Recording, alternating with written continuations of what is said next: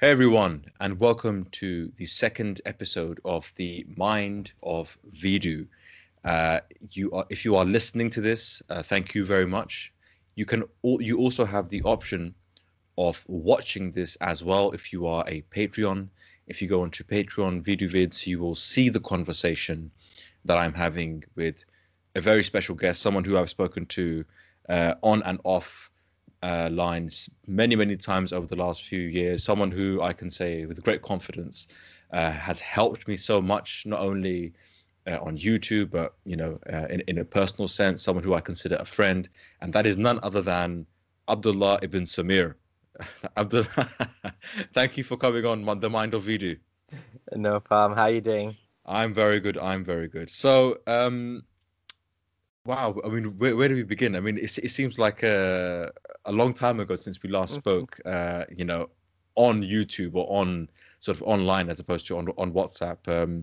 Yeah, How have things changed for you? we've we've become like pen pals, online pen pals of sorts, eh? Hopefully Absolutely. we can meet one day. I'm obviously across the ocean in Canada, here in UK, Yeah. which is exiting Europe now, which is interesting. Yes, yes, yes. Um, but yeah, no, things are going well. I've started putting in a little bit more effort into the whole YouTube thing. Obviously, I got banned on Facebook a couple of times now for Yeah. 30 days at a go. So I've actually put my Facebook in my back pocket a bit, and I've started using other platforms which are like a little bit more friendly towards censorship and stuff. So um, yeah, so things are going well. I've been making new videos now, and I still think it's important to continue to have a voice. And I feel I'm a little bit more of someone that's myself, your father-in-law, Hassan Radwan. We are a little bit more in the center of this world dialogue, in the sense that we're also saying, that discrimination against Muslims is wrong, even though we're speaking against Islam.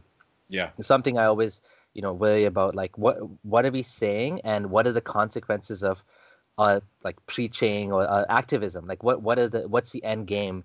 So I always have that in mind, that we have to be cognizant of how our words are used and interpreted, and the consequences of what we're saying, right? So I'm glad that we have this voice, there's a bunch of us that are kind of maintaining this sort of dialogue in this direction, right? And I'm really happy for that. So I want to keep doing what I'm doing, right? Obviously it comes with a cost, and maybe we'll talk about that, but Yeah. I think it's important that we continue to do this, despite whatever the cost is going to be.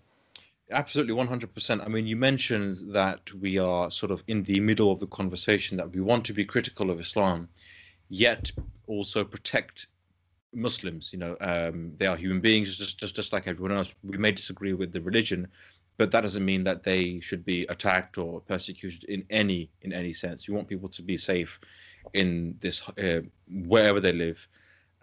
So that's a very key point. Now, speaking about the cost of doing this, the cost of putting your views out there, you get criticized obviously by Muslims. But one recent event happened on Twitter where you were criticized, I believe, by an ex-Muslim called ex Lalo. ex-Christian.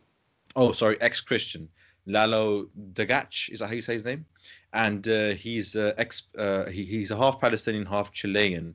I've seen a bit of him on YouTube, not too much to be honest with you, but you, I think you made a video or a Twitter post saying something that along the lines of the Prophet Muhammad is not a pedophile because he slept with Aisha, supposedly, allegedly at the age of 9. I think you did caveat that, saying if it was 9, you know, fine, because even that is disputed.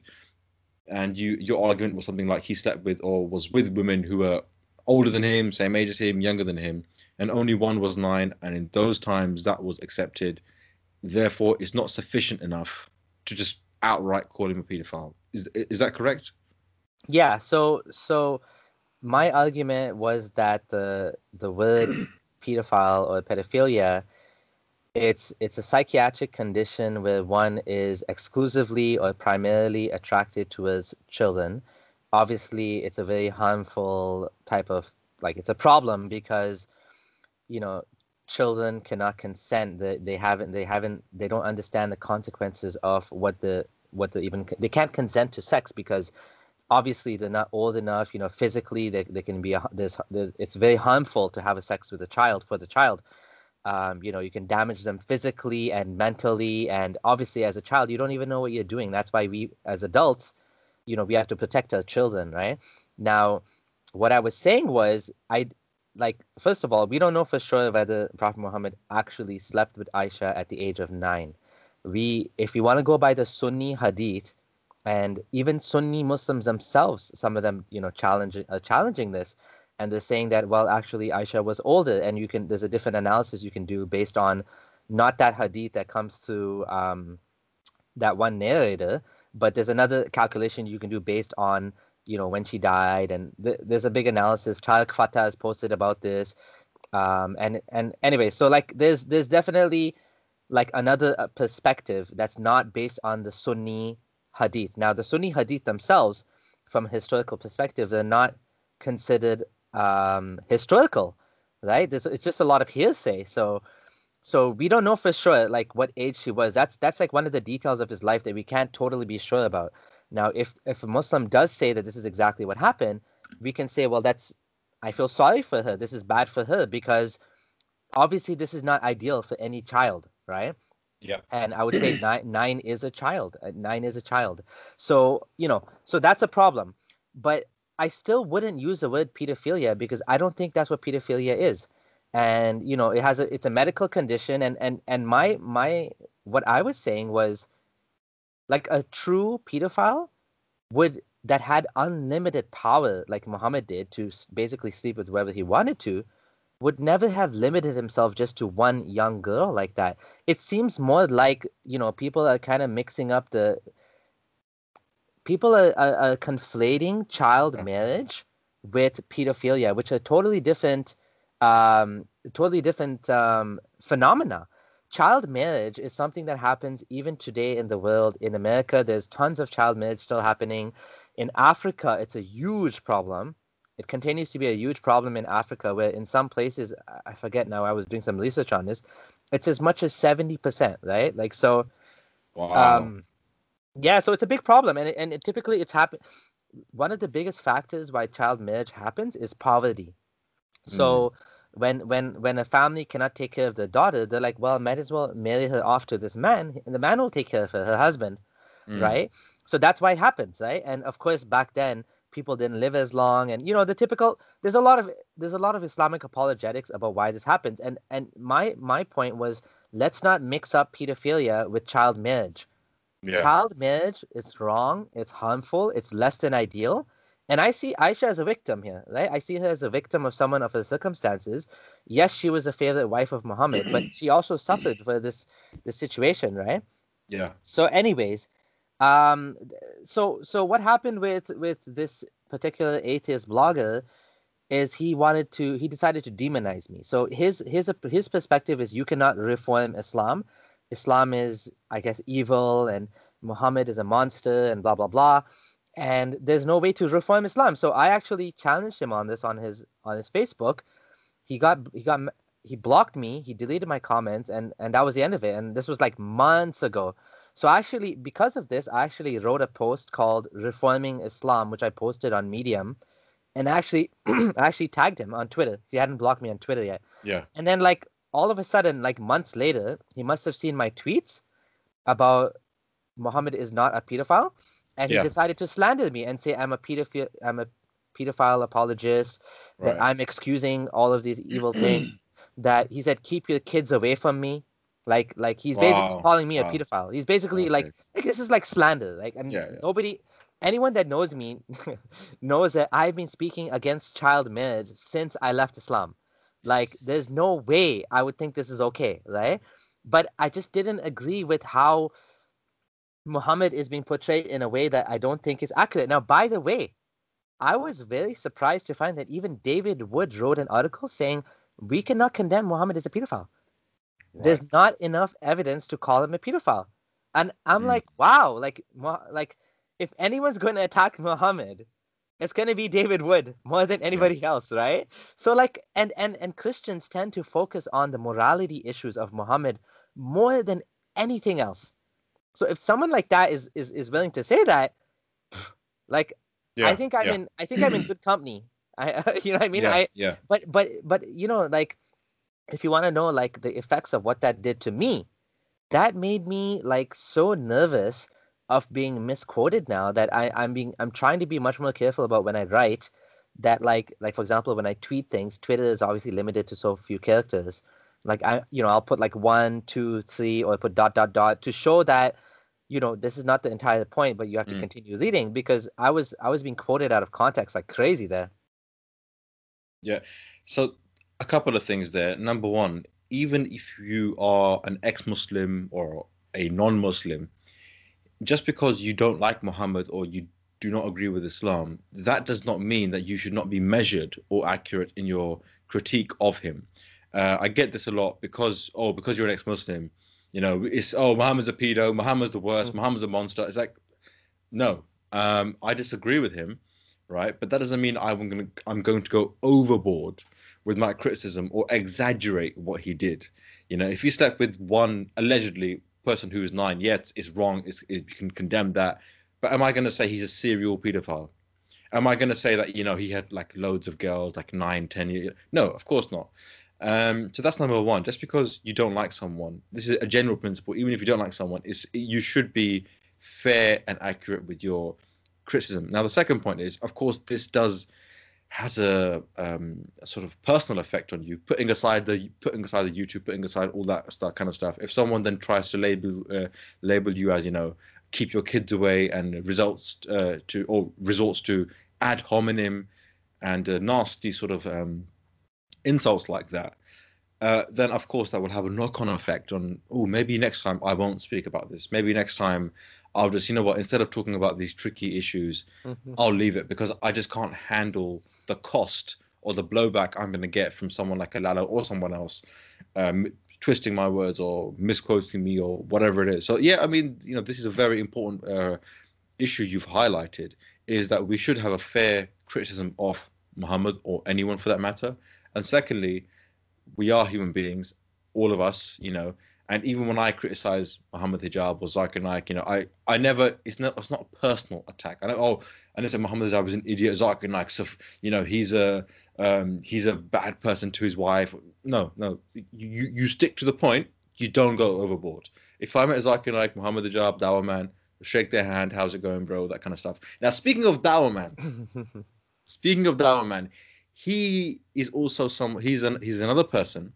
I don't know why they go after you. I mean, can I kind of say, out of all the ex-Muslim and all that kind of stuff, you and my father-in-law Hassan Radwan are the nicest people out Thanks. there, right? And this is like, you're so calm, you're so nice. You are people that anyone would be happy to call their friend or whatever it is. Yet you two seem to attract the more vicious kind of attacks.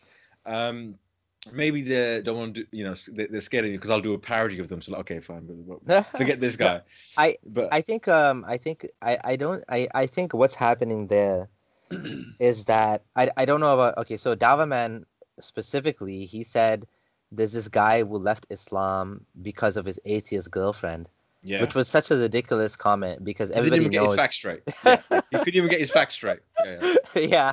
Now I think what I've noticed is that yes, we do get criticisms, but I think what happens is that the people that are more harsh in the criticisms get even more blowback. But they just tend to get a lot of like angry people at them. So Almin Nawabi and like, let's say his Sultan and like let's say Apostate Prophet, those guys get like a lot more blowback than I do. Or like that's what I think. yeah, yeah, I think it's a little bit more measured, but you get crazy people that can't tell the difference between someone like me and someone like them. And so they just treat everybody the same. They're like, I don't care. Like, even like the funny thing is, even when I'm actually saying things that you think Muslims would appreciate, there's still that kind of response that like I'll give you an example. That video I made where I was responding to Lelo, where I actually said this the reason why like I don't actually think that Muhammad was a pedophile. I actually had someone tell me Muslim guy, this is the best video you did, but also, this is your punishment that he called you a pedophile because you're against Allah or something. Like, I was Oh like, my God. like, what are you saying? Like, It is makes it no like, sense. It like it makes no makes no sense. sense. It's like, oh, this is the best video you ever did. Oh, and also you deserve to be called a pedophile because you're Yeah. against Islam or something. Like, what the You, like, what's going on? you, So there's people like that. They can't tell the difference between you know what it is. uh-huh, And this is my opinion. I uh-huh, think they can. I think they can tell the difference. mm-hmm. But with someone, let's say for example, an Armin Navar, and by the way, I've got respect and Oh, a I lot love for him. Yeah, I love him too. Armin, Apostate, Harris, whoever, right? All these guys, everyone's doing their own thing in their own different way, right? Everyone's got Yeah. their own flavor or taste or style to address the situation. So I'm not criticizing them. Yeah. But those guys who come out hard, like Armin's like, yes, bullshit, don't reform, don't mess around, bullshit, but like, fine, okay.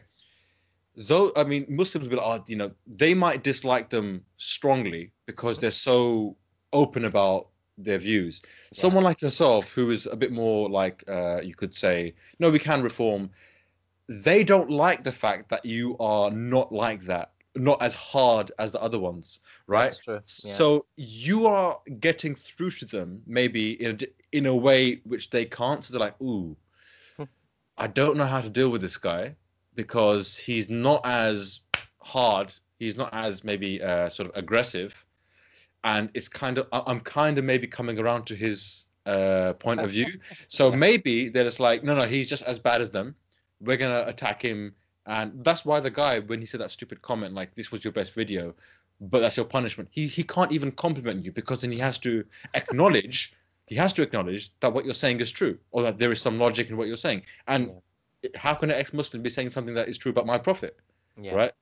So I think there's a lot of gymnastics that goes on in the minds of these types of people.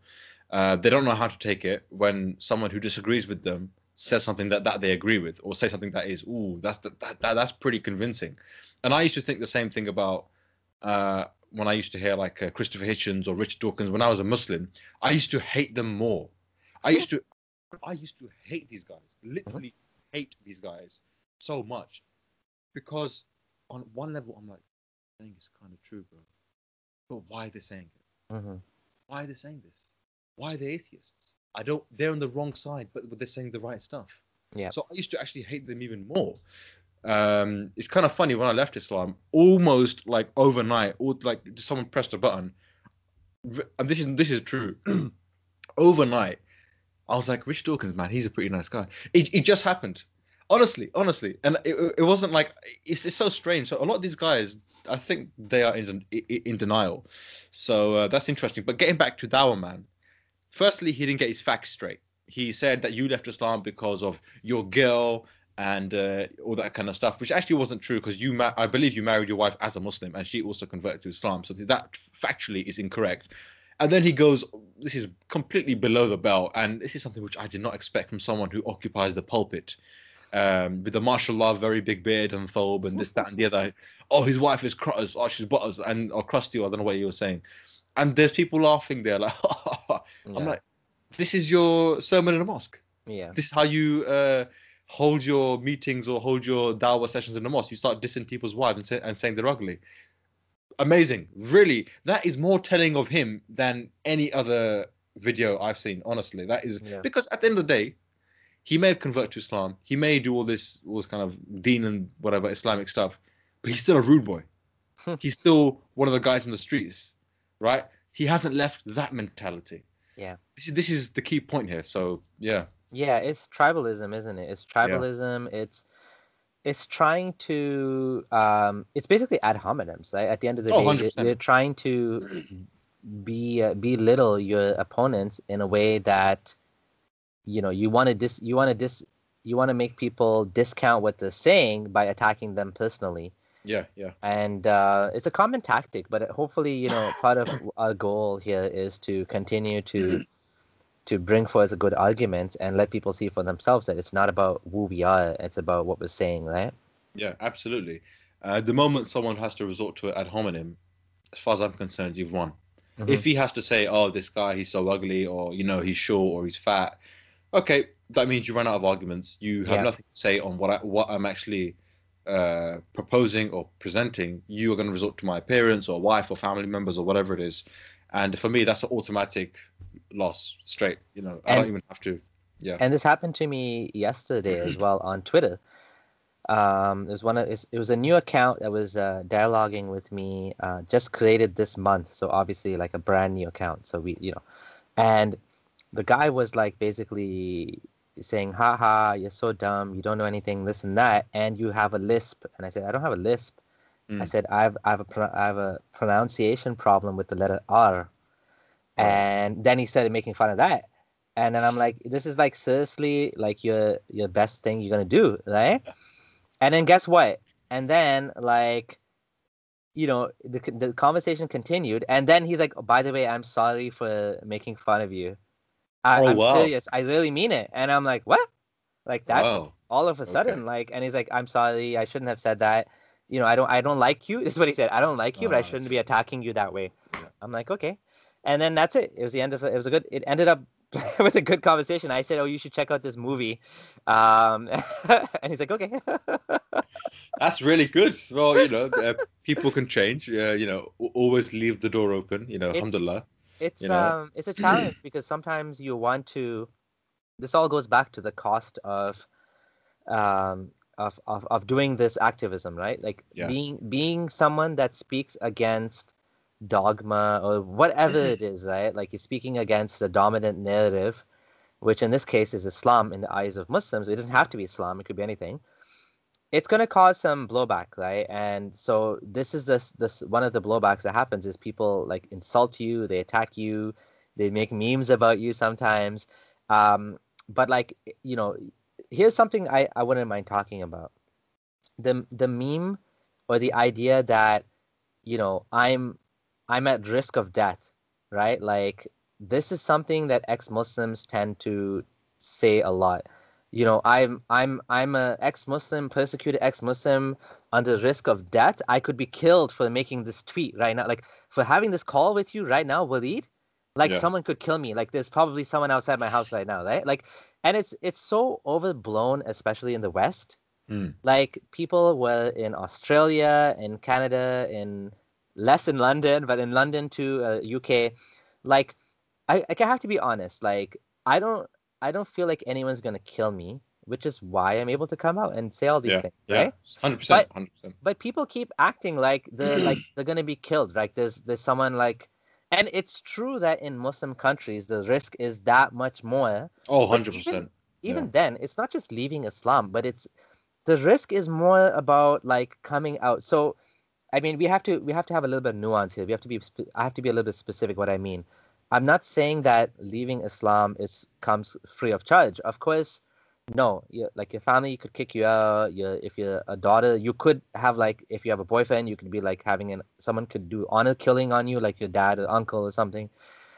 Like Rahaf al-Kunun, for example, the risk to her was even if it wasn't like an Islamic issue, even if she didn't leave Islam, she still could be killed for like dishonoring her family, for showing her skin and like maybe having sex outside of marriage. Like that's a very that's like a big taboo in that culture. Yeah. Islam aside, of course, it's partially Yeah. because of Islam, no doubt. Islam cannot be separated from the world culture there, but the issue is much more than just Islam only, and so there is grades of danger, right? And we can talk about that, like what happened to me, like actually something did happen to me for talking about it. But just to come out as an ex-Muslim openly in a Muslim country, there's some risk. Within your family, there's some risk, of course, as well. But in the West, you know, the risk is that much less because there's laws here to protect you, freedom of conscience, freedom of religion. You, like nobody can actually do anything against you as an ex-Muslim or an atheist or even ex-Christian, whatever, ex-Mormon, because there's laws against it. Now, of course, that people still do get abused. Yeah. Some things, parents can do some things that are still within the limits of the law. Like they could disown you. There's nothing illegal about that. They could cut you off from university funding. A very sad story about someone in New York that I know, his niece was pulled out of college because she came out as an ex-Muslim, and she's like an honors student. She has like a 3.9 GPA or something. And the reason she was pulled out of school was because there was a Pakistani that was supposed to marry her, and she was against it. She didn't want to have an arranged marriage.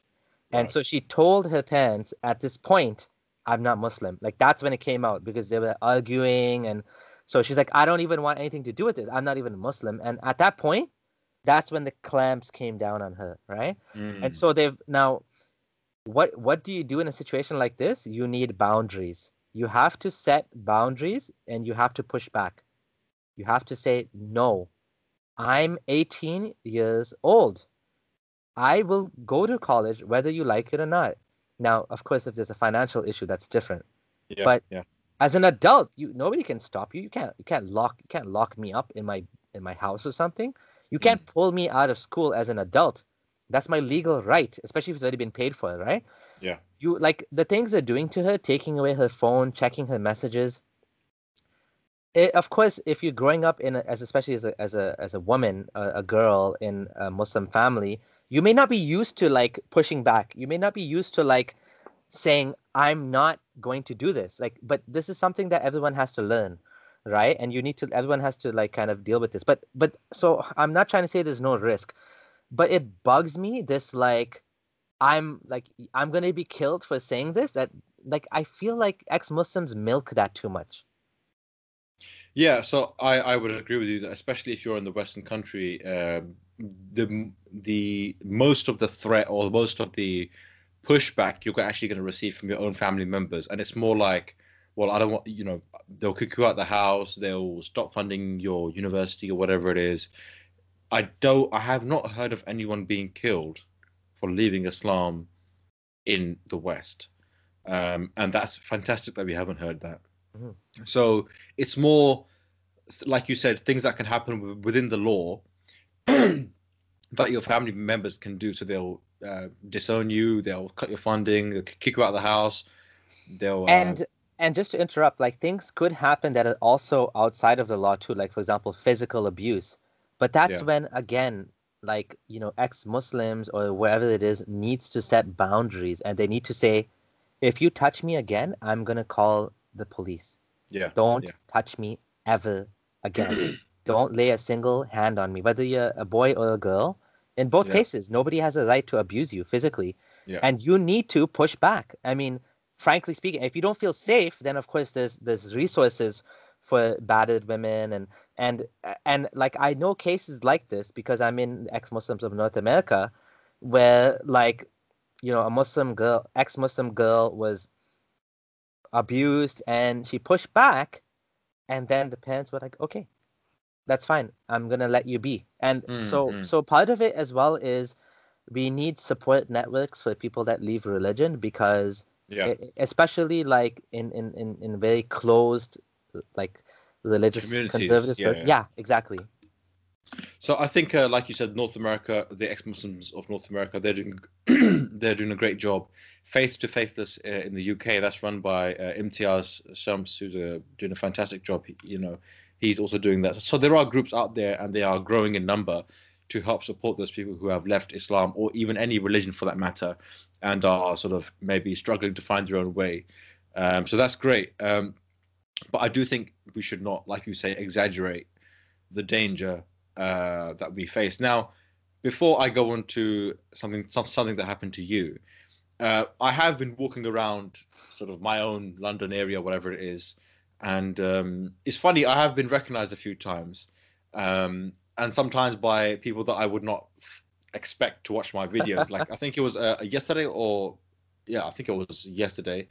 I was walking around, and this man in his maybe 40s or 50s, white guy, comes up to me and goes, "Hey, Waleed," and automatically I thought, "Oh, I'm in trouble." So I was like, "Oh, what? Like, what did I do?" And he goes, "Oh, Waleed, yeah, I'm." And then he said his Instagram name because I was actually speaking to him on Instagram for at least a couple of months, at least for some time now. Because Nice. I'm so and so. I'm like, "What?" And he goes, "I'm so and so on Instagram." I'm like, "Oh, okay, okay." He goes, "Sorry, I've got to go to work, but I'll whatever, talk to you later." I was like, "Oh, okay, I wasn't expecting that." But when I go to some areas where there are a lot of Muslims, I went with my wife, Marwa, aka Mimsy, and she recognizes this more than I do because I am somewhat aloof. I am most of my time in my own head. I don't really see things. She's like, you do realize everyone's looking at us. And I was like, no, they're not. Because we went to a halal burger chain. It was like one of your sort of local burger chains. It was like a new place. So I thought, okay, I'm hungry, so I'm gonna go there. So I went in, and we was, like those American diners, where you have those sort of seats facing each other. The booths, right? Yeah, Yeah. yeah, the booth. So we're in one booth, and behind my wife there's a booth, and there's a girl, and she's got her phone, and she's on she's on Snapchat, and she's trying to take a picture of me and my wife, like pretending to take a selfie. And I was like, okay, even I can see that. That's pretty obvious. But apparently, behind me, in the booth behind me, my wife said that there was like 3 or 4 guys, like beards and proper Muslim, the brothers, and they were like, okay, maybe we should go over there and talk to them, and try and convince them or whatever it was. I don't know what she was saying. So people do recognize, but my life is not in danger. I would not. I personally don't feel threatened. I went to some of these like Asian areas. I go to these Asian areas all the time. Maybe I'm just aloof and I don't see it, but other people do. But I think it's good to go. Just I'm a human being. Like if they want to speak to me, I'll speak to them normally like a human being, and it's fine. Alhamdulillah, brother, the blessing of Islam is still with That's you. it. You are still eating the halal burgers. That's it. The That's the it. best Of the course. best burgers which is slaughtered in Allah's name. But Allahu Akbar. the creeping Sharia has reached your town. That's You it. must fear the halal burgers. Do not buy the halal burgers. That's it. That's it. They will Exactly. convince you. They will make you Muslim again. When That's you eat it. the halal meat, your beard will become twice as big. Next thing you know, you say, where did this come from? Instead of saying achu, sorry. So I'm always keeping it halal, yeah, even as an ex-Muslim. But there you go. So let's talk about something that happened to you. You mentioned before, you nearly got fired, or someone tried to get you fired. So this is like again about the grades of like the cost of doing this. Yeah. Leaving Islam, obviously family issues, blah blah blah. But like speaking against Islam, the first thing that happened to me is when I told a friend of mine who knew me for like 10+ years. We used to do like he knew my family, I knew his family. We used to do dawah booths together. He knew me since I converted to Sunni Islam from Ismailism. He was a good friend of mine, and we were cool buddies. He's like, now that you're making a blog against Islam, like I'm not gonna help you move, because he knew I was moving, and he actually said I'm not gonna help you. I was like, seriously, dude, like my family is still Muslim, right, at the time, right? Yeah. And like, what about them? You don't care about them either? Like, what the hell, right? But anyways, this is the first thing that happened. But so far, what I wanted to say was, So that's really funny. That's really funny. Yeah, okay. Sorry.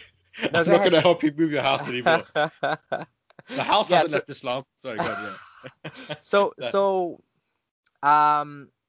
like what I was gonna say was, being an activist obviously has a whole other level. Muslims see it like completely differently, and people that would tolerate you leaving Islam, they will sometimes not be so happy that you're now an activist against Islam. But even that's changing. But anyway, so what happened was, other than this guy not helping me move. Oh yeah, what I was gonna say was this. People do talk about death threats. They're like, I got a lot of death threats. But you have to realize, like, from a signaling perspective, like an online death threat is free of charge. It doesn't mean anything. It doesn't cost anything. There's no investment put in for someone to give me a death threat. Like, I can create a fake account in 5 seconds and send you a death threat, or even use my real account from Pakistan. Like, they know, like, nothing's gonna happen, right? Like, so that's not like what I would call like a credible risk to my life, because it's garbage. Like, feminists get death threats, and transgender activists get death threats, and like conservatives get death threats. Everybody gets death threats, right? Because it's like a weak signal. Like, but what's a strong signal is when someone actually does something that can actually hurt you. For example, somebody tried to get me fired from my job, and not just one person, but multiple people. What happened was, it could have happened to me multiple times and I didn't notice because I was working at one company and I was on a contract and they didn't extend me. And when I asked them why, they didn't have a good reason. They didn't really explain to me what happened. But then at the next company I was working at, I've been here for a while now, and I mean I was there for a while, and what happened was I found out from someone else that there's this online campaign to get me fired. And somehow someone had found out where I was working at the time, and they were saying you should call his company, you should speak to this person and human resources or whatever, and you should say like, Sameer is a bad representative of your company, he should be fired, he's a bigot, he's against Islam, you guys don't want him, right? And so apparently I called my boss up on the phone and I said, this is happening. He's like, oh, it's already happened. I was like, what? He's like, yeah, we already had some calls like long time ago, 6 months ago, he said. I was like, what? You never told me? And he's like, yeah, we had a big meeting about you, human resources, Oh, the really? president, the whole, like all of the executives had a Wow. meeting, and they're like, what do we do?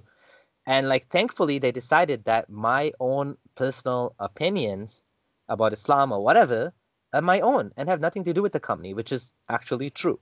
Has nothing to do with the company. It's my own like fucking business what I believe and what I talk about in my spare time, right? But apparently, these people are being bullies and they wanted to, if you think about it, like what would happen if I lost my job because of this? Do you think I would stop talking about Islam? Yeah. Yeah. No, I wouldn't. I would do double. I would talk It's even true. more. It's true. I'd be like, you guys are going to ruin my life. I'm going to put in even more effort. Now, if you look at people like, for example, Mufassal Islam, people that I would say their lives were ruined by Islam. For example, his mom won't talk to him. He lost his kids, Look how Wow. like aggressive they are against Islam. They Yeah. don't they don't stop talking about Islam. They double down the Yeah. effort, and they do it in a way in a like a very kind of like hostile way in a sense compared to like the way I'm able to like I'm able to say like Muhammad is not a pedophile. They're like, you're a pedophile, rapist, prophet, murderer, Yeah. killer, child abuser. Like they're like they come out like Yeah. Yeah. like full blaze Well, ahead, right? now that it's got personal, isn't it? Now it's personal, isn't it? Yeah, Yeah. because you ruined my life. Well, they're trying to like get back somehow. But of course it's not gonna bring you peace if something like that happens. Yeah. But I think what will give peace is maybe like meditation or mindfulness, or there's other ways to cope with it. This could be a way of coping, but when it comes out with so much venom like that, Mm. I think the poison never goes away, and you'll never find peace if you can't let go of it, and then it's just gonna keep hurting you. So yeah, this is what happened. Lucky for me, at the time where I was working, my company sided with me. They said, they didn't tell me about it, surprisingly, but they decided it was fine. So I, everything was okay I, at the end of the day. I thought they should have told you. Like they maybe if you weren't at the meeting, they should have said, "We had a meeting, we discussed it. Don't worry, everything's okay." Because it's kind of strange or annoying if you find out through a third party that this thing Yeah. was going on, and the decision has already been made, like time I ago. think maybe what happened was I was working with an agency at the time, and so they told the agency to tell me, but the agency didn't they didn't Oh, care. I As see. I long as see. they're getting Yeah. the money All right. for Right. me, they're happy. They didn't want to like upset me. I don't know. I'm not sure, but Yeah. it somehow the message didn't get to me. But now, I mean, now it did, and then I was like, wow, like I'm surprised because up to this point, it's been 2 or 3 years now. It's almost 4 years now since I left Islam, and I've been writing about it. Like I was okay. Like nobody really threatened me, other than like I said, the online death threats, which Yeah. mean nothing to me. Like I was treated fine, like for the most part, right? And people were still hoping I would come back to Islam, I guess. But yeah, that's kind of like the cost, I guess, of doing this. That's yeah. So I want to talk about something which I don't know if we've spoken about before, and that is justice. Justice. يعني عدالة. I think that's the Arabic word. I don't know. But we always talk about Islam. As ex-Muslims, of course, we devote a lot of our time speaking about Islam on YouTube and other platforms.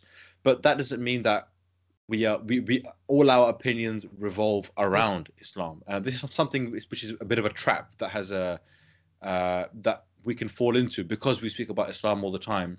We are compelled to only speak about Islam, whereas I have many interests and opinions on other things I love. For example, if you are watching the video version of this, you can see there's a tiger behind me. There's a painting of Da Vinci of Last Supper. the Last Supper. Yes, I'm a massive fan of Da Vinci. That's a Leonardo da Vinci, and other stuff like anime and whatever it is, and stories. I've got opinions on economics, on politics, and so on and so forth, and sports. I'm a massive sports fan, and I'm sure you, of course, have many, many other interests and opinions that you have. But it seems like, I was thinking of making a YouTube video on the new Jungle Book that came out on Netflix. There was this Jungle Book made by Disney and this Jungle Book made by Netflix, and they're two very different Jungle Books. Mm-hmm. Now, I thought of doing a review, but I thought, will my audience watch it? Because they only care about Zakir Naik or Islam. But for me, this was a big deal because I've been watching Jungle Book since I was a kid. So for me, this is more important than Zakir Naik or Islam. Yeah. So we can fall into that trap, or we can pigeonhole ourselves into only speaking about Islam. Now, what do you make of all of this? And I want to get out of it. You want to get out of it. I want to speak about Islam, but other stuff as well. So how do you think this is going to happen? Yeah, absolutely. I think, it's always a challenge to move out of your... So the reason why, I have 25,000 subscribers on YouTube now is because, obviously the effort and the continuously making videos, but people see me as a sort of authority, I guess, in a sense, just like they see you as a sort of authority as well. So I think it's just about building a new audience, and it's a slow process because obviously, like, you're looking for a niche, right? We all have a niche, and I would be interested to watch that movie review. So I hope you do it. Like, I honestly hope you do that. I think it's fascinating. You can put some Jordan Peterson in there too, and oh my God, I would love that. That'd be jokes. That'd be jokes. Yeah. So definitely that's the and I think, like, again, that's part of the branding that we do, right? We have to look at, like, what how do we want people to see us, right? Like, what do we want people to look up or look at us for and listen to us about? And so, like you said, there's a lot more than just Islamic theology and all that. The topic of justice, punishment is to me is very interesting. I'm no expert. Like, someone sometimes will ask me, well, what should you do in this case? Like what? Okay, so, like, let's say, for example, I say, like a rapist, for example, in Islam is stoned to death, or an adulterer even, and they'll say, well, what do you think should be the punishment, or what do you think should be the punishment for stealing? And I'll actually, in those cases, I'll defer to the authority. I'll say, well, I'm not an expert in criminal justice, in the criminal justice system. What I would like to do is I would like to see what the experts have to say. People that are in the trenches, working with criminals and working with people that were abused and all that, and how what do they think? Like, what's the best way to come up with the best outcomes for society, right? Yeah. And so this is I think sometimes what I do. And for example, with the justice, I do have some general opinions. I believe that, this is an interesting kind of controversial statement. Like, should, like, a 90-year-old Nazi criminal be punished, for example, who has cancer and, doctors give him is about to die in the next few months or few years, whatever. Exactly. Like, should he be, like, punished or something, right? Like, it's kind of like... So from my perspective, I think that the criminal justice system should be about reform, protection, and less about punishment. Because I believe, like, deep down, we are all behaving according to, like, forces that have been set in motion from our childhood, from our genetics, like, based on, like, who we are is a product of millions of years of evolution, but also of, like, the experiences we had in life, right? Like, why is it that children that are sexually abused tend to become abusers themselves? People that are beaten as kids tend to beat their kids as well. Why is that, right? And there's definitely, like, there's a genetic, like, basis to some of this. For example, violence, some people are naturally more violent and some people are less, but we have laws in place that protect people and stop people from hurting others.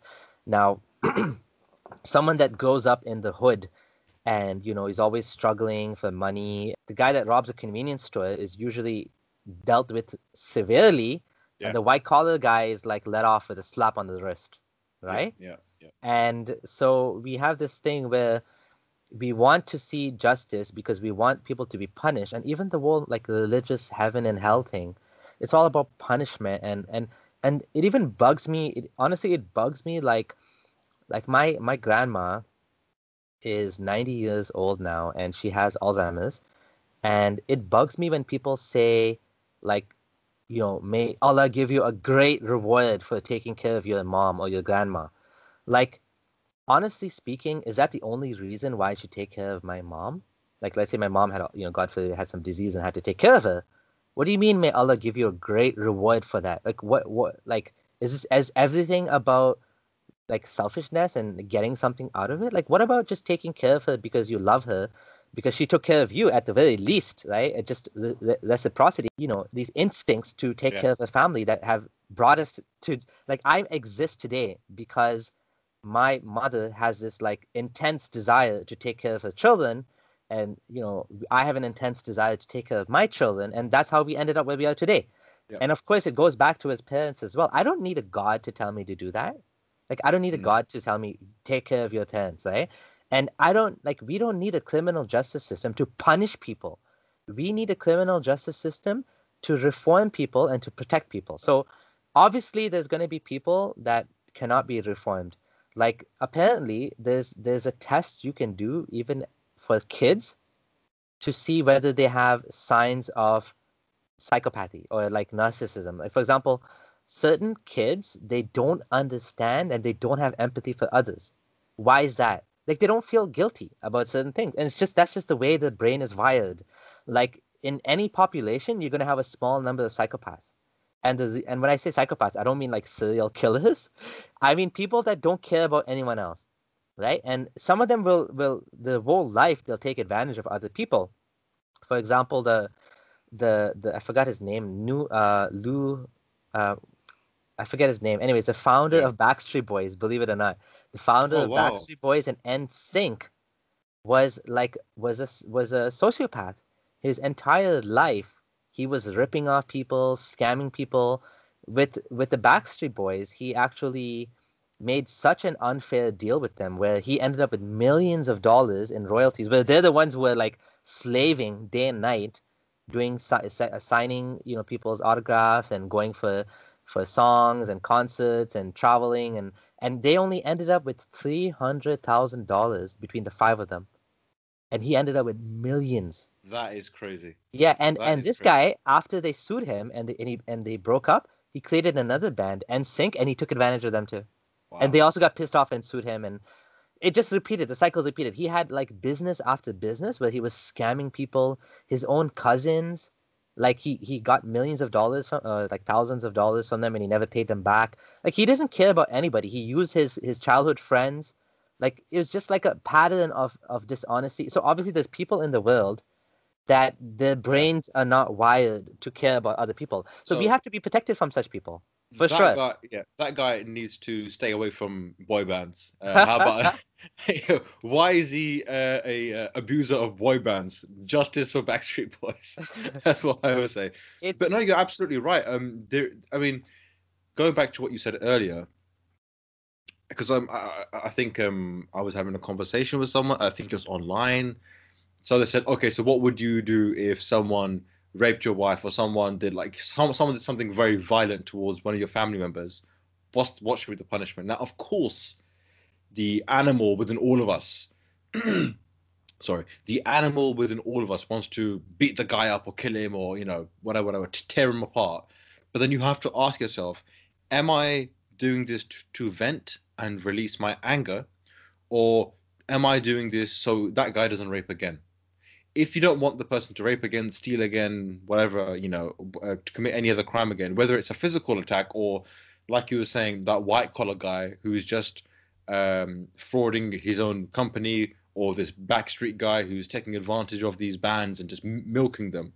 If you don't want these guys to commit a crime again, you have to get to the source, to the root of the problem. And if you look at the I think it's called recidivist rates. That's the people who go into prison and come out and then commit another crime and then go back into prison and then go back into prison again. It's actually pretty high, and it's not very. It's not a good endorsement of the prison system, because people commit crime and they go back in again, and it's an open door kind of thing. They go in and out, in and out, and it gets to the point where no matter how much you physically threaten these people, they don't care anymore. They become numb to the fact that you're threatening that you're going to threaten them. They don't care. So I think I think it was one of the Scandinavian countries that have completely changed the way they look at the whole penal system. For them, it's about therapy. For them, it's about reform. It's about speaking to the individual as a human being rather than just locking them up in a cage. And one interesting thing they did with I think it was with meth or heroin. I can't remember I don't know if you saw this. It was on Facebook or YouTube.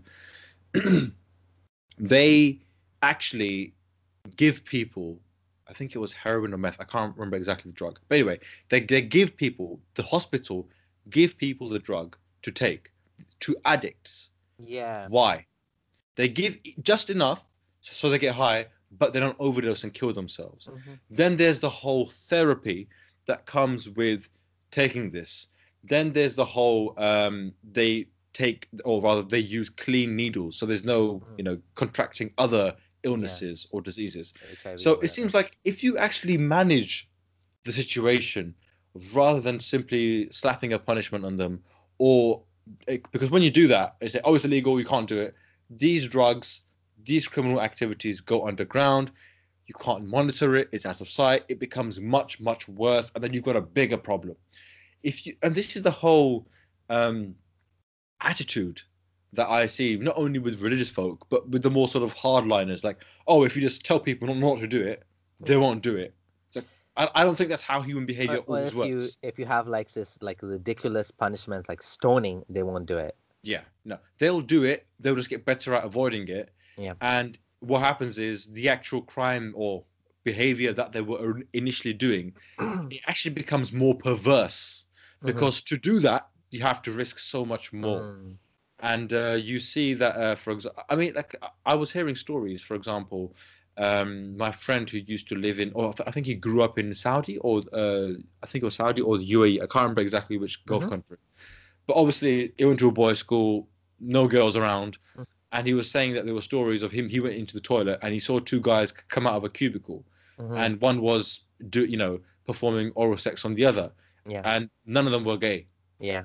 So this is like what you call situational homosexuality. Right? Exactly. So you increase situational homosexuality when you say girlfriends are haram, or girlfriends are, or boys and girls should not mix at all.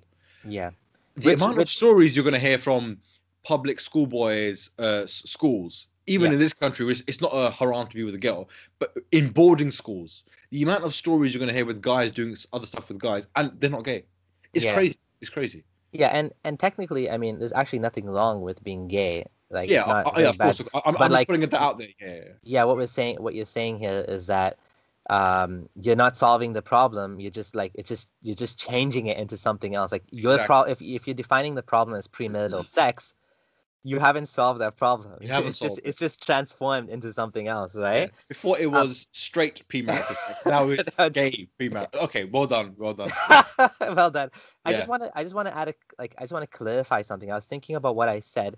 I don't want to make it sound like the majority of people are like I think it's a majority. I think it's a minority who are psychopaths. Yes. It's a small minority, less than 5%. And I think the vast majority of criminals can be reformed. We have to look at, like it's a much harder question. We have to look at why did they do it? For example, like are they being abused by the, did they grow up in a broken family? The broken family is a big problem. Were their parents abusive to them, which led them to become abusive to others? Were they like looking at the root causes and trying to solve the problem, giving therapy? The supervised injection sites that you spoke about are like a very good example of like actually solving the problem in a way that someone would think on the surface doesn't make a lot of sense. Like, it's counterintuitive, isn't it? Yeah. Yeah, it's counterintuitive. Your gut reaction is, what kind of stupid government gives drugs like dangerous Yeah. drugs to its Kafir governments. Look at these kafir governments. They're drugging their people. Yeah. and that's where we have to be data driven, and we have to be like a society that we make decisions based on data, Yeah. right? Like if Uh, the data shows that this exactly. actually helps, then Exactly. that's what we need to do to resolve the problem of Yeah. drug abuse, right? By the way, just on on a connected point to the government giving drugs or whatever, did you watch that TV series, The Wire? No, I haven't seen it. It is absolutely amazing. I would say the three best TV series are probably The Wire, Sopranos, and Breaking Bad. But in The Wire, it's about in Baltimore, and it's all about drugs and gangs and whatever it is. And I can't remember which season it was in. One of the governors or mayors, he said, "You know what? Fighting drugs is so hard. It's always a losing battle." So what they did was they created like their own zone where you're allowed to do drugs, but only in that zone you're allowed to do it. So what happened was all the druggies, all the gangsters, all the thugs, they went to that zone, and all the other neighborhoods where people were just trying to live their lives. Guess what? The crime reduced. People could go out on the streets. People could do whatever it was they wanted to do, and that actually solved the problem because a lot of these sex clinics, these sexual health, getting AIDS, needles, they went to that area where you were allowed to do drugs, and they talked about people about their sexual health, so they created a scenario where it's like if you were allowed to do drugs in this zone, what you would actually do is you would solve a lot of the policing problem, you would solve a lot of this, spreading of disease, the violence, all that kind of problem. And what it became like a free market where people ended up having to convince people to buy their drugs as opposed to the guy, the crack addict looking for drugs. Oh, is it here? Is it there? He gets beaten up by this guy. He gets stolen. He gets robbed. And that for me was like, wow, if you actually, this is getting into more philosophical point now, but if you actually acknowledge that every one of us have a dark side, every one of us has problems, every one of us is capable of being a murderer, a drug addict, a liar, a thief. If you acknowledge that, you're more likely to solve the problem as opposed to saying, nope, we don't have this problem. This problem is wrong. It should not be part of the human being. If it is that you are either possessed or you're beyond reform or you're a monster, listen. Every society has a problem. Every whether on a societal level or on an individual level, you only solve it by acknowledging it's there. By instead of shaming people, how could you be this? How could you watch this? How could you just say it's cool, bro? Let's just sit down and look for a solution. Like you said, let's look at the data and let's look at actually what works as opposed to just shaming people and slapping on a heavier fine or instead of 100 lashing, 200 lashing. No. So for sure, like they still need one of the goals of the criminal justice system needs to be deterrent. So obviously, I don't think that like over the top punishments like stoning to death make any sense. Capital punishment in general is a very tricky one, and it's very controversial because it tends to be used on the poor people a lot. Like I said, the guy who robbed the convenience store, not the white collar worker. So I don't, and of course, there's always a chance of killing someone by mistake, and you can't undo that. Whereas even if he's in jail for 20 years, he could still get out one day, right? And if he, especially if he's innocent, some new evidence can come to light. It's happened so many times that people were in jail for life, and then new evidence came out, or maybe they found out like this guy did the trial improperly, or the evidence was tainted, or whatever. So I'm not totally sure about like all of these things, but like I say, I would defer to the experts. And of course, there's always going to be certain things that should be shamed and should be condemned. For example, child pornography, because by its very nature, it's abusing The most vulnerable. people. People that have no other way to be defended, and we do. Obviously, it has to be criminalized. It has to be pushed underground. We can't allow it no matter what. Like we have to condemn it, prosecute it, and punish these people to the full extent of the law. Because it's by its very nature, but like for example, pornography in general, like we can regulate that, and we can put laws on it for protecting women, and obviously all that stuff. So there's a whole discussion and nuance that needs to be. All of these things need to, like, so much nuance needs to happen in all of these conversations. Absolutely. So Yeah, justice. So I think just to finish that off, Hmm. the the objective of it should be to create less criminals, not more. Right? You want a society where that every year Yeah, that goes past, that's a good way to put it. there should be less crime, not Yeah, more crime. And yeah, especially you don't the same people committing more and more crime. So yeah, if you put that at the center as opposed to this sort of vengeance or this animalistic, let's just slap them and beat them and throw them in jail and yeah, lock them like an animal. yeah. I mean, you may be satisfied by that on a personal level, but then you have to, like you were And saying, but look at the data. there will always be people, like I said, the minority that are like serial criminals Yeah, that maybe we yeah, can never exactly, let them exactly. out. They will Yeah, have to stay in jail their yeah, whole life because we can't fix them. And like Sam Harris said, maybe one day we'll come up with a pill that you can yeah, just take and it'll fix your it'll give you empathy for others. Because if you're missing the empathy and you're not able to feel how other people feel, all you care about is yourself. Maybe there's going to be a fix for that one day, right? And for now, yeah. there's no fix, so we might have to just keep these people in jail, the small minority. But for the rest of them that are showing an ability to fix themselves and they show remorse, they like some people that go to jail when they're in their teens. They come out like 20 years later, they're a totally different person. I was not the same person 20 years ago that I Yeah. am today. I'm a totally different person, right? So like we have to look at that too, that people do change in jail. We want our jails to be places where people can heal, not learn how to become a criminal, Yeah, better criminals. Yeah, how to exactly. become better criminals, Yeah, exactly. make some new Uh, contacts. yeah, exactly. Networking. Forget LinkedIn. Networking. Yeah, this is a LinkedIn for the underground, a sort of underground scene. Yeah, yeah. They always have a connect when they come. It's true. They always have a connect when they come out, and they'll find themselves back in prison. And in some gangs, it's actually an achievement to go to prison. It seems like you're not a real criminal if you haven't gone to prison, because once you make it into prison, then that's when the real money starts pouring in. So anyway, that's that. Now let's switch gears. Let's talk about the demographics. Demographics. So if the demographics in the West are radically changing over the last 50 years, and over the next 50 years, they'll, I think, even change even more. Um, the native quote unquote population, sort of white people, if you want to say, I think they're not having as many children. The immigrant groups that are coming in are having more children. It's not a controversial fact, I hope, to state that. Um, so, what do you make of all of this? Where will we be in 50 years' time? Yeah, it's interesting. Across the board in general, across the world, like birth rates are dropping like crazy, like a bomb. Yes. And even in places like India, Bangladesh, that used to traditionally have like 4 kids, 5 kids, they are having like 2 kids now. Yeah. And Yeah. the government's kind of responsible for that. They've been putting out these things.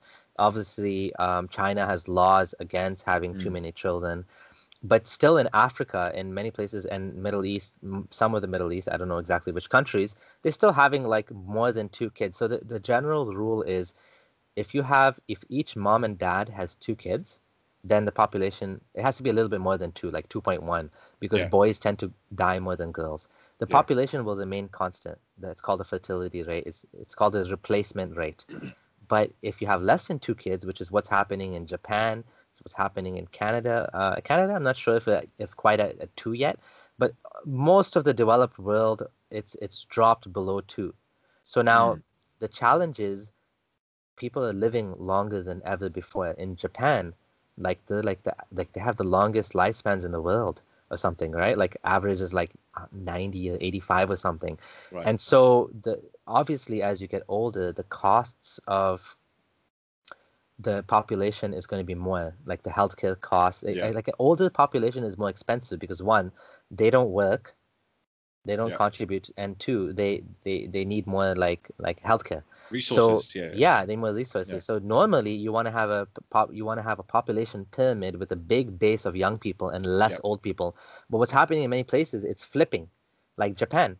In Mm. Japan, the GDP is less than the healthcare costs. The total domestic product of the Wow. country is less than the healthcare cost, which is insane. That's And it's not crazy. and it's not sustainable, right? It's going to be this a problem. The problem is getting bigger. The debt is growing. So what are they Wow. going to do? They have to have immigration. Now the problem with Japan is they're a very closed society. They don't They don't like immigration. Yeah. they don't Yeah. like immigration. So they have their own problem to solve, but like the rest of the world, like for example Canada, like we're bringing in immigrants because we need skilled laborers to replace the people that are dying and getting old. So that's why we have immigration. Now the challenge is, of course, you don't want to destabilize the norms and the values of your society. Like I'm against open borders because I think it's honestly like a very infantile idea. People who believe in open borders, I honestly think they haven't thought about this clearly. Because Mm. all that'll happen is every country will become like the worst country. Like like the flood of like Yeah, criminals, yeah, the yeah, flood of poor people, the flood of like everything, every country will become like third world, basically. yeah, yeah. And so we can't do that. Like you have To to the have point where it's not worth immigrating to anywhere. Yeah, it's yeah. true. It will become like, oh, there's no place left where it's worth immigrating to because everything's the bloody same right now. No, I agree with you. I agree with you. So let's talk about so you've given the sort of economic or the sort of the sort of economic argument that you always need that next wave of young people who are creating, who are providing, who are also giving birth themselves. But the problem is values. I mean, this is something which is not. I mean, you can import an engineer or someone who will work, but you won't necessarily import the same values as the native culture or the native society. And this is where the problem is coming in. Now, of course, elephant in the room. Which values are we talking about? Unfortunately, I don't say this with any pride or with any sort of gloating. By the way, I honestly don't.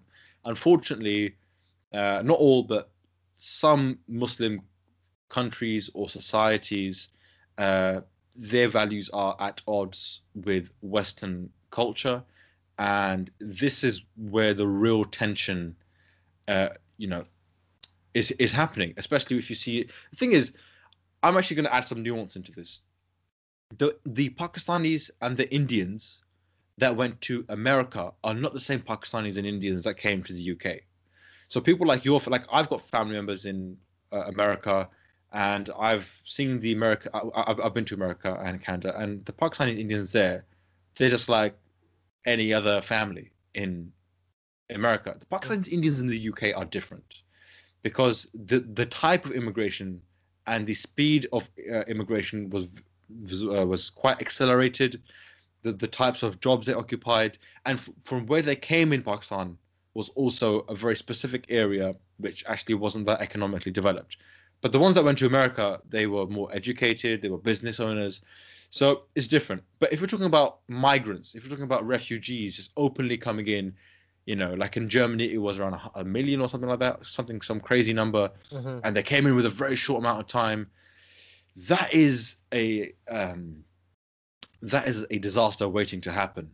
And I'm not even saying this because they're brown or because they're Muslim. Any population at that rate, if they come from a war zone, they're going to have so much trauma. They're going to act it out on each other and on the other people around them. And Yeah, yeah, you need to be able to absorb the people that you're bringing in and to make sure that they don't have. So it like that's why when you have immigration, you have to vet these people in the sense of, and you need to be sure that you can financially they can financially support themselves. Like, for example, there's a sponsorship program, which is how we came to Canada. When we came, we stayed with my auntie and uncle for like a month, and they promised to make sure that we would be okay. And so my mom and dad started working almost right away, and then we yeah, moved out and we were fine. But like, if you just have like a massive, now obviously with refugees, it's a little bit different. They're not going to be coming in.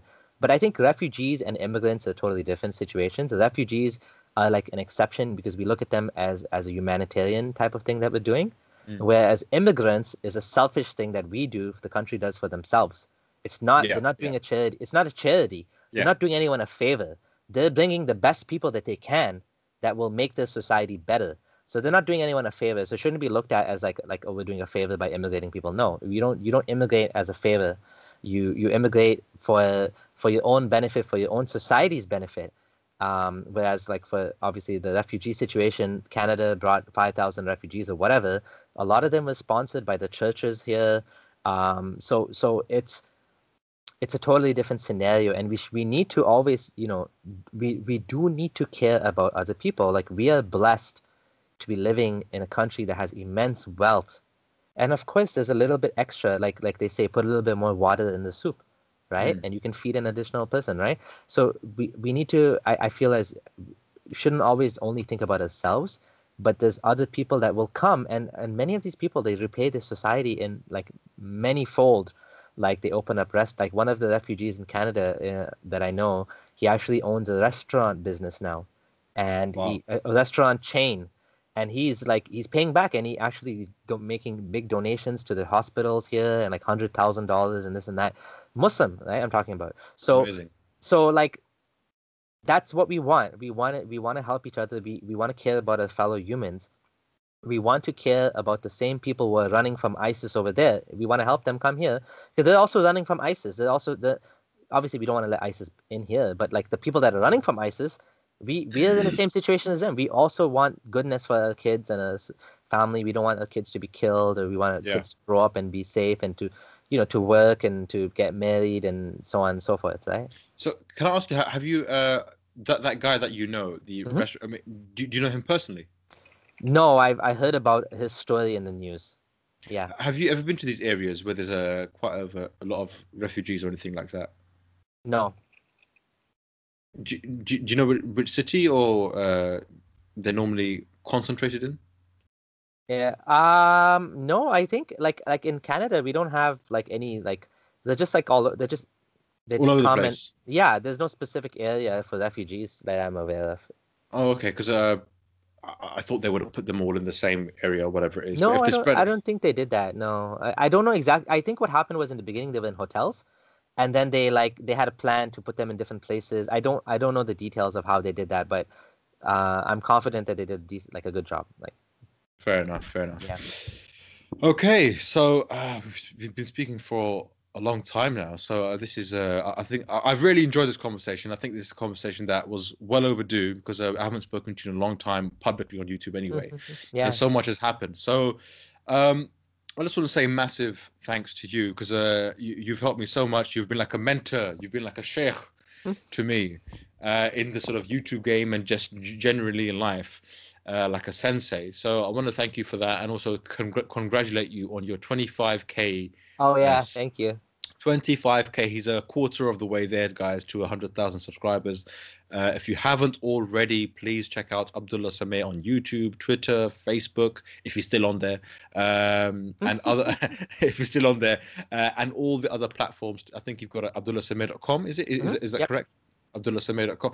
Basically, Abdullah Sameer on Google and just check it out. Check it out. He is Thank you. everywhere. He's everywhere. He is omnipotent. Omnipotent. Is it? I can't remember exactly. He's one of the omnis. I can't remember which one it is. But Abdullah Sameer, any final words for your millions of fans across the world? No, honestly, I appreciate opportunity, and I wish you well on this podcast journey. I'm looking forward to meet your new guests and to hear the conversations and see how it goes. I'm excited. You're a young man that's growing. You're way ahead what I was at that age, and I'm excited to see where things lead you. You're definitely you're doing this full time, so that's exciting. So I can't wait to see where this goes as 1 year, 2 years, 5 years down the line. Absolutely. So I just want to say thank you once again. Let's see where this journey takes us. And if you're listening on the podcast, thank you for downloading and listening. And thank you to the Patreons for your support. This show would not be, this show wouldn't happen without you. So thank you once again. And I'll see you guys next time.